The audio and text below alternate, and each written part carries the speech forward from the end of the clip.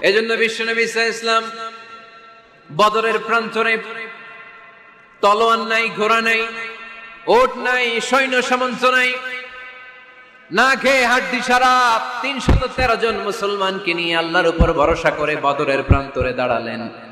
আর ওইদিকে কাফেরদের সৈন্যবাহিনী ছিল ১০০০। কয় হাজার?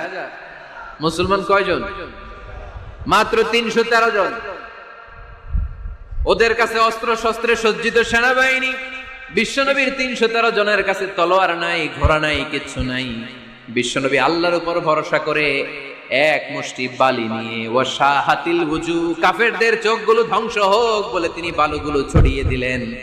মুহূর্তের মধ্যে ১০০০ সৈন্যবাহিনীর কাফের সৈনিকদের চোখের মধ্যে ধূলিকণা পৌঁছে দিল কে? আল্লাহর হাবিব সাল্লাল্লাহু আলাইহি ওয়াসাল্লাম বদরের প্রান্তর থেকে এক মুষ্টি বালু নিয়ে বললেন, শাহাতিল ওযু,